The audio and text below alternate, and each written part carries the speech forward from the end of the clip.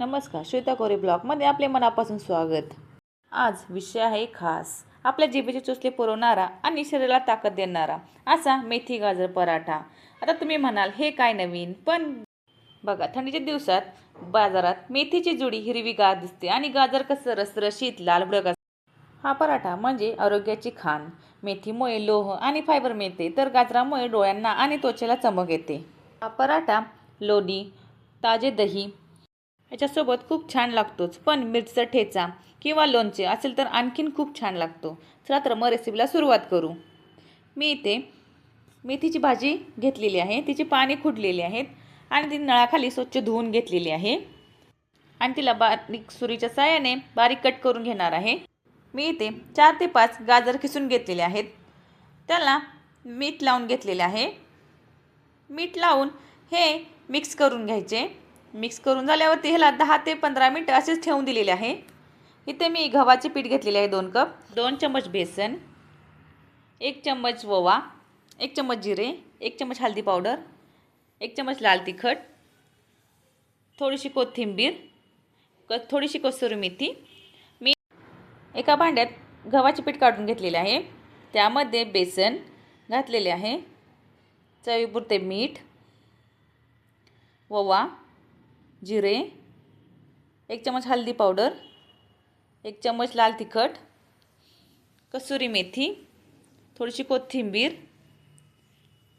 बारीक चिरलेली मेथी घालून घेतलेली आहे आणि ती पिठामध्ये मिक्स करून घेतलेली आहे। पिठाला वरून 1 चम्मच तेल घातलेले आहे। तेल हे पूर्ण पिठाला लावून घेतलेले आहे। पिठाला लावून घेतल्यानंतर त्यामध्ये थोडे पाणी घालून कणिक मळून घेतलेली आहे। कणिक ही खूप घट्टही नको आणि खूप पातळही नको, मीडियम कन्सिस्टन्सी असावी अशी कणिक मळावी। मी वरून कणकेला तेल लावून घेतले आहे, कारण की ती सुकू नये यासाठी। तेल लावून तिला थोडेसे मर्दून घेतलेले आहे। पीठ आपण साईडला ठेवलेले आहे। सारण करण्यासाठी लागणारे साहित्य: लसूण, मिरची आणि जिऱ्याची पेस्ट, 1 चम्मच हळद, गरम मसाला 1 चम्मच, किलॉंजी, धनेपूड, 1 चम्मच लाल तिखट, थोडीशी कसुरी मेथी, कोथिंबीर। मी ते गाजराला मीठ लावून ठेवलेले आहे, त्याचे पाणी काढून घेतलेले आहे। एका भांड्यात काढून ते पूर्ण असे मिक्स करून घेतलेले आहे। त्यामध्ये 1 चम्मच हळद, 1 चम्मच गरम मसाला, 1 चम्मच लाल तिखट, 1 चम्मच आमचूर पावडर, 2 चम्मच धनेपूड, लसूण, मिरची आणि जिरे ह्याची पेस्ट, कलौंजी, कसुरी मेथी थोडीशी, कोथिंबीर हे घालून सगळं मिक्स करून घेतलेले आहे। त्यामध्ये बडीशेप 1 चम्मच, हे सर्व मिक्स करून घेतलेले आहे। इथे कणकेचा गोळा घेतलेला आहे, हा कणकेचा गोळा सुक्या पिठामध्ये बुडवून घेतलेला आहे। त्याचा वाटीसारखे करून घ्यायचे आहे। वाटीसारखे करून झाल्यावरती त्यामध्ये आपण तयार केलेले सारण भरून घ्यायचे आहे। सारण भरून झाल्यावरती तो गोळा पुन्हा बंद करून घ्यायचा आहे। बंद करून झाल्यावरती तो गोळा पुन्हा सुक्या पिठात बुडवायचा आहे।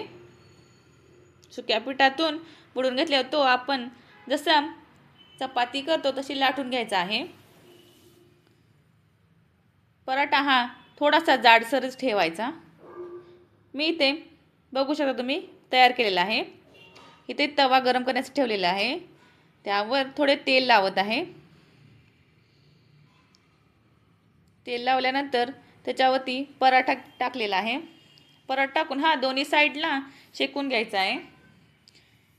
एका साईडला शेकल्यावरती पलटून त्याला वरून तेल लावून घेतलेले आहे। परत दुसऱ्या साईडला पलटून त्यालाही तेल लावून घेतलेले आहे। तो आता सर्विंग डिशमध्ये